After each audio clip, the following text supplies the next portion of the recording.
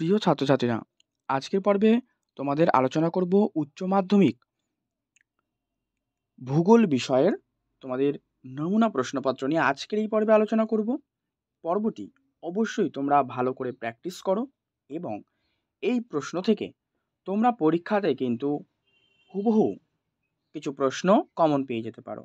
তাই অবশ্যই এই সেটটি তোমরা ভালো করে প্র্যাকটিস করো এবং এখান থেকে যে প্রশ্নগুলো আমি বলছি তার সাথে সাথে তোমরা অবশ্যই প্র্যাকটিস করে নাও, মিলিয়ে নাও আজকের পর্বের এই উত্তরগুলো, যেখানে তোমাদের 21টা এমসিকিউ প্রশ্ন প্রথমে রয়েছে, তার উত্তরগুলো আলোচনা করব।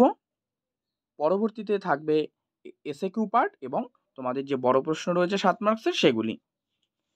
তো প্রথম যে প্রশ্ন রয়েছে তার নির্দেশ সঠিক উত্তর বেছে নাও। সকল প্রশ্ন অবশ্যই, মানে এখানে সবকটা প্রশ্নই তোমাকে অ্যাটেন্ড করতে হবে পরীক্ষায়। প্রশ্ন 1, গুহার ছাদ থেকে ঝুলতে থাকা চুনাপাথর গঠিত ভূমিরূপকে কি বলা হয়? উত্তর লেখো তোমরা স্ট্যালাকটাইট, অপশন এ। 2, যে শিলাস্তর জল ধরে রাখতে বা পরিবাহিত করতে সমর্থ নয় তাকে কি বলা হয়? এটা করবে অ্যাকুইফিউজ। 3, উপকূলের সঙ্গে প্রায় সমান্তরালে গড়ে ওঠে। উত্তর পুরোদেশীয় বাঁধ। 4, ভারতের একটি উল্লেখযোগ্য জল বিভাজিকা হল। উত্তর পশ্চিমঘাট পর্বত। 5, স্বাভাবিক ক্ষয়চক্রের শেষ পর্যায়ের সৃষ্ট অনুচ্চ অবশিষ্ট যে পাহাড় তাকে কি বলা হয়? উত্তর করো মোনাডানক।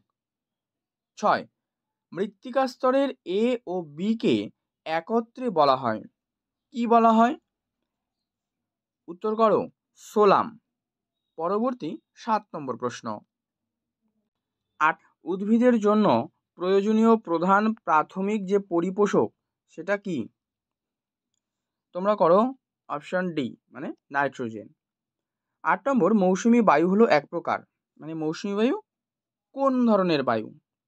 এটা করবে সাময়িক বায়ু। এল নিনো দেখা যায় কোথায়? দেখা যায় প্রশান্ত মহাসাগরে। মিসিসিপি উপকূলে সৃষ্ট ঘূর্ণবাতের নাম কি? উত্তর হারিকেন। সর্বাধিক জীব বৈচিত্র্যযুক্ত অঞ্চল? উত্তর নিরক্ষীয় অঞ্চল।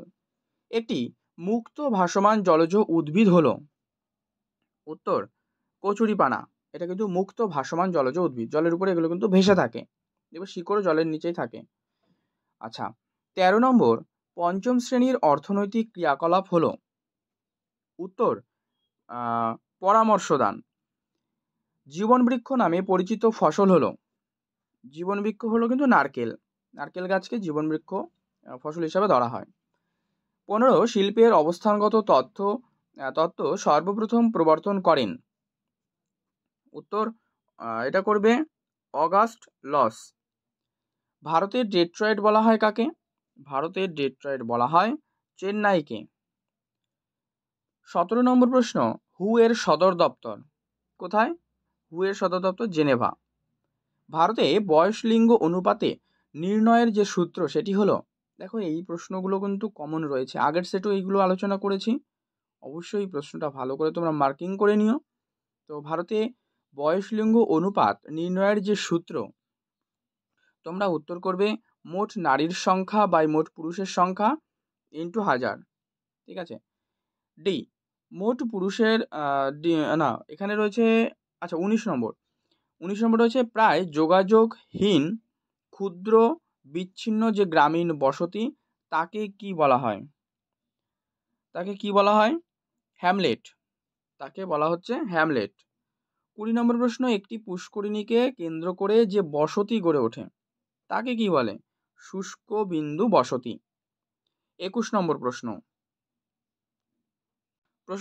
হলদিয়া যে দুটি নদীর সংযোগস্থলে অবস্থিত সেটি কি? উত্তর হলদি ও হুগলি।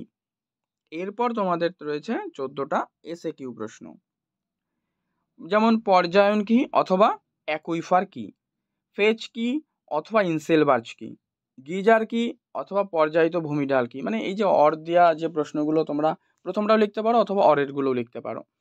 এইভাবে তোমাদের কিন্তু এখানে মোট 14টা কোয়েশ্চেন দেওয়া রয়েছে, এগুলো দেখে নাও, ভালো করে প্র্যাকটিস করো। যদি কোনো প্রশ্নের মনে হয় যে তোমরা পারছো না, তাহলে অবশ্যই কোয়েশ্চেনটা তোমরা কমেন্টে লিখে দাও, উত্তরটা তোমাদেরকে সেখানেই কিন্তু দিয়ে দিচ্ছি। ঠিক আছে? তো এছাড়া এই যে 3 দাগে তোমাদের 7 মার্কসের যে প্রশ্নগুলো থাকে, 5টা প্রশ্ন করতে হয়। তোমরা কিন্তু অবশ্যই অর পাবে সেখানে কিছু প্রশ্নে। তো সেগুলো তোমরা দেখে নাও ভালো করে। ঠিক আছে? এখানে যে প্রশ্নগুলো উঠেছে অবশ্যই এগুলো প্র্যাকটিস করে নিও একবার। তো এই হচ্ছে সমস্ত প্রশ্নপত্রটি নিয়ে আমি আলোচনা করলাম তোমাদের। পর্ব ভালো লাগলে লাইক করো, শেয়ার করে দাও বন্ধুদের মধ্যে। আর চ্যানেলে নতুন হলে অবশ্যই চ্যানেলটি সাবস্ক্রাইব করে রেখো।